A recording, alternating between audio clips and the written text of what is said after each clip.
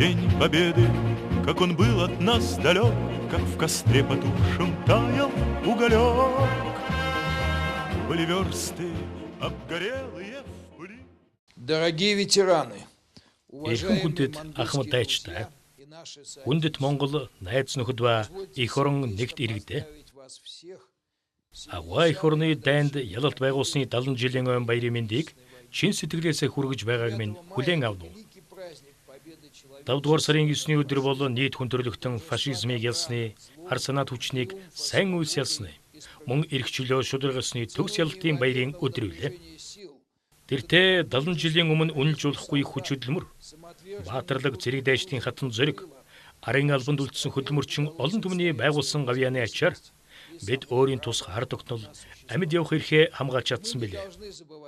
Аваа их орны дайны үеэр байлдааны талбарт амиа алдсан, хөлсөглөн гачаал болон өвчин шархнаас олж нас барсан, арын албанд баатарлагаар ажилласан хүмүүсийг бид мартах ёсгүй.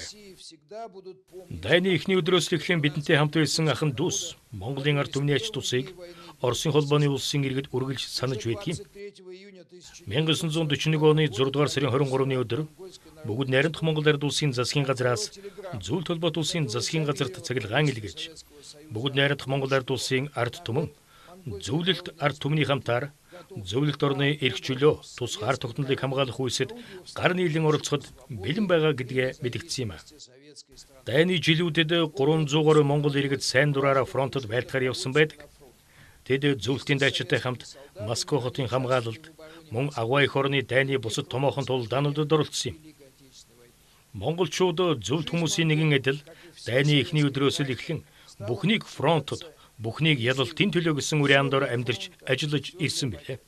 Халахын голын ширүүн тулдааны хор хохирлыг нөхөж амжаагүй байсан бүгд найрамдах Монгол ард улс нь зөвлөлт улаан армийн хэрэгцээнд хагас сая гаруй акт морд, хагас сая гаруй тонн мах нийлүүлж, их хэмжээний хоол хүнс, хувцас, дөрөн тувцас явуулсан юм. Монголын ард түмний цуглуулсан хөрөнгөөр хувьсгалт Монгол танкын цуваа, Монгол ард байлдааны онгоцны эскадрил байгуулагдж байсан ба тэдгээр нь фашизмыг буцсахад баатарлаг хувь нэмэр оруулсан юм а. Улаан талбайд болох энэ жилийн ялалтын парадад Монгол улсын зэвсэг түвшний салбар анги анх удаага оролцох гэж байгаад бид онцгой баяртай байна. Түүхийн энэ эмгэнэлт, гашуун сургамж бидэнд ихийг зааж өгч, хин нь анд найз, хин нь дайсан гэдгийг харуулж, фашизм, нацист үзэл болон милитаризм хэрэг аюултай болохыг тод мэдрүүлсэн. Харамсалтай нь өнөөдөр өөрсдөө онцгой гойд гэж тооцох үзэл санаанд авсан хүмүүс зарим улс оронд шинээр гарч ирж байна.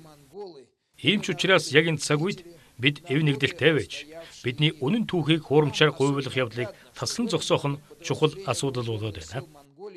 Орос Монголын ард түмэн бол хамтдаа ялалт байгуулж, дэлхийн инх тайвныг хамтдаа хамгаалсан ард түмнүүд гэдгийг бид санаж байх ёстой. Монголын бүх ард түмэнд инхийн мөнх цэлмэг тэнгэрийн дор эрүүл инх аз жаргалтай сайн сайхан амьдрахыг хүсэн өрөөж байна. Баярын минь төргий, анд найз нараа. Ялалтын баярын минь төргий. С Днем Победы!